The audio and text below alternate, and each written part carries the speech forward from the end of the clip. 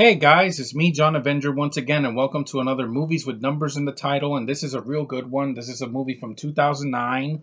That's an R-rated alien sci-fi movie with directed by the pretty decent visionary Neil Blomkamp. Yeah, this is his at magnum opus because every movie he's done after this has either been decent or disappointing. But anyway, this is his first film in the U.S. and it was called District 9. Yeah, now I saw this movie on Netflix a long time ago. My dad rented it at random in his Netflix queue. This is when the Netflix used to send discs of DVDs and Blu-rays through the mail. I saw it in my college and I was like, wow, this movie is actually really, really good. It's kind of dark. It's very dark and it's depressing at times, but it's a well-made movie. It's Neil Blomkamp's best film because I saw Elysium a couple years ago. I thought it was decent, but there were problems. I didn't like the ending. Shaky cam kind of sucked, and I didn't like the Spanish people in the movie. But that was just me. But here, you got mostly an unknown cast. The only major star in this movie is Sharlto Copley. This is when he broke into the uh, mainstream with this movie, and then later on he would do the A Team and I think it was in was he in Snow and the Huntsman or was it no, it was a Mirror Mirror. It was one of those. I think it was Mirror Mirror. And he's done recent stuff. He's in all of Neil Blomkamp's movies because he was in Elysium as a villain with a beard, and he was the voice of Chappie in Chappie, which interesting premise, but the movie fell flat. Now, this movie I really enjoyed. Like, I love the visual effects. The movie is a very well made movie on a low budget. It's not a $200 million movie. I will say this right now, and you cannot stop me from saying this. This is better than The Force Awakens. You want an intriguing sci fi movie with good political views and a beautifully shot film in a desert? Fuck you, Abrams, by the way. This is it. They filmed this movie in South Africa in Johannesburg, and no Charlize Theron is in this movie. Thank God, because I can't stand her. And basically, a bunch of people are prejudiced against these aliens that have landed there. These extraterrestrial bugs that have like these tentacles on their face, and they talk like this. It's amazing. The effects look absolutely phenomenal. Blomkamp knows. I think Peter Jackson was one of the producers of this movie, or it was his idea or something. It's a well-made movie. Like I love the visuals, the bugs. Like yeah, they're disgusting. They're like giant like grasshoppers or something. But it has a interesting character that's an alien, which is he's a an alien father bug that is taking care of his small son, which is interesting because it's they're not there to invade in this version, basically the humans are the monsters and not the aliens, and it's not pretentious. Some of the people are just normal folks. Like Sharlto Copley's a normal guy that works for the alien affairs, like a big office building, and he's a nice guy. And then he feels like the prawns are getting like they're being prejudiced against them, and they're living in these horrible conditions, and they're like, no, we should try to get along with them and not interfere in their lives. And I like the film. It definitely it worked for me because I didn't expect it to be good. I was like, oh great, a movie in South Africa. This movie is going to be horrible. It's going to be so boring, but it worked for me. There is a twist, and I'm going to get to it later on in the film. But basically, Copley, he carries this movie on his collective shoulders because the rest of the cast are unknown actors from South Africa that you've never heard of before, seen. The film is well shot. Like Johannesburg they make you uncomfortable being there. And also, the film got banned in Nigeria because they portrayed the African people as like savages. People of cannibalism. And I'm like, it's a movie, people. Wake up! It's a freaking movie. This is not a documentary. Stop being so racially sensitive. Is that the reason why Detroit flopped? Because we get it. Racism is bad.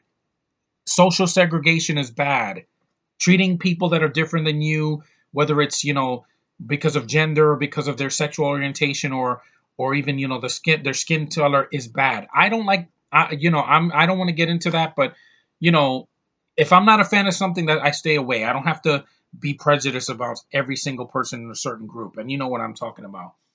But yeah, I don't discriminate people because of their skin. I have two friends on YouTube that are good friends that are black, and I treat them as human as I possibly can because that's what we're here to be. civilized human beings with each other. That's what this movie is trying to project, and that's what I got from it. Yeah, the twist is basically they experiment on Sharlto Copley's character, and they turn him into a prawn, and he slowly is becoming more alien than human, and basically because he doesn't have a family anymore and he's alone. There's an awesome scene. This is not a movie for children because they curse a lot in the movie, and there's a lot of gore. There's a scene where Copley's in like a suit and he's like shooting people. It's crazy. It's just a lot of blood chunks and everything, and they don't hold back. It's an R-rated film.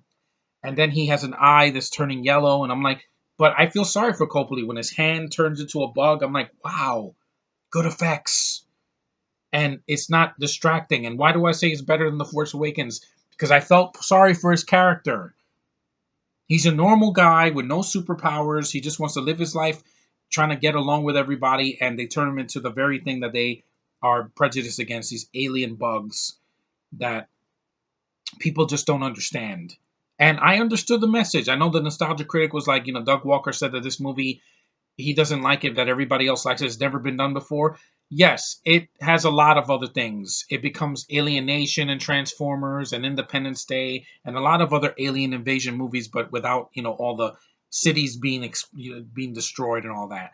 But it's interesting. They took a different approach to it, with alien bugs, kind of like in Men in Black or in Starship Troopers. Kind of the same thing, except this is not as violent as Starship Troopers. And the movie's under 2 hours, so it's not a chore to get through. It's very intriguing. It's very well shot.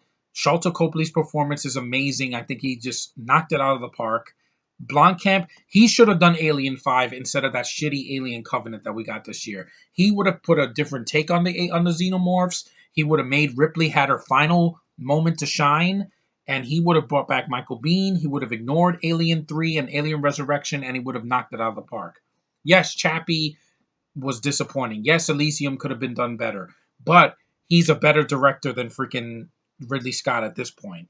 Scott in his prime knocked it out of the park. After Prometheus, he's lost most of his credibility, except for The Martian, which I do want to check out. But this movie, it's short, it's to the point, it doesn't have to drag on.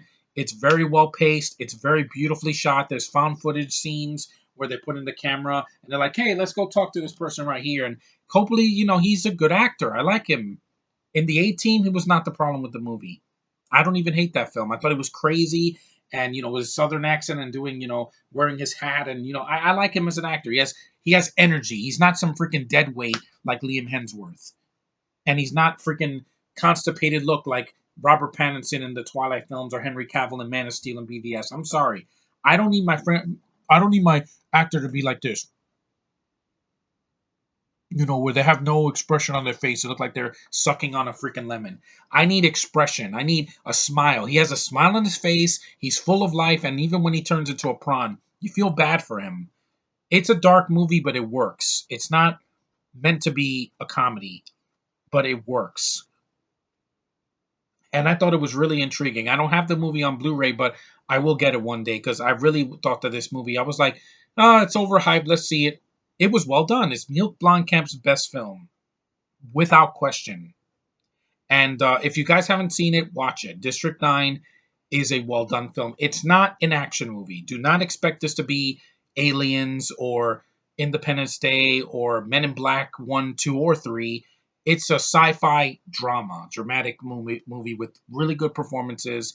Yes, it's dark. Yes, it has atmosphere, which is good because not every sci-fi movie. This is basically like Arrival, but in a desert wasteland in Johannesburg, South Africa. And I get it, Neil Blomkamp. You love your country. I'm all for that. I love being in the U.S.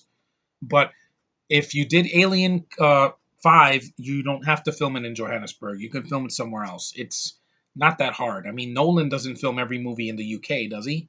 No. But anyway, I think District 9 is well done. This is way better than The Force Awakens because I felt something. With that movie, it pissed me off and it robbed me of my money, and I felt like I just got a low blow, right from the beginning to end. And this movie is way shorter. It's better. It's a better paced film, better actors, even though most of them are unknowns, and it's well crafted. It's well written. And while it does do some things that are controversial, hey, I'm all for controversy as long as it's not something that makes my stomach turn. Like baby rape in freaking the Serbian film. That movie is disgusting. That movie pisses me off. That's something I never want to watch. This is very watchable and it's very well done. Gets an 8 on IMDb. Right there. It's better than Rogue One too, because Rogue One tried to be dark and depressing and it failed. It was boring. This movie is not boring. Give it a chance. Open your mind. Go in with an open mind. See it and be entertained, because it is a good movie. It is a really good movie. Not perfect. There are some slow spots, and there's some subtitles when the aliens are talking, but it's well done. And that's all I can say about District 9. Thank you, Blomkamp, for this. At least you gave us one great movie. And I think you could have done it again with Alien if they didn't shut you down. But anyway, thanks for watching, guys. Take care. I will see you in the next review. I still got a couple more reviews until September 1st, which that's when I'm going to change my theme to movies that are long and very long. Each movie I review has to be at least 2 hours or more. Just get ready for that next week. So I will see you guys next time.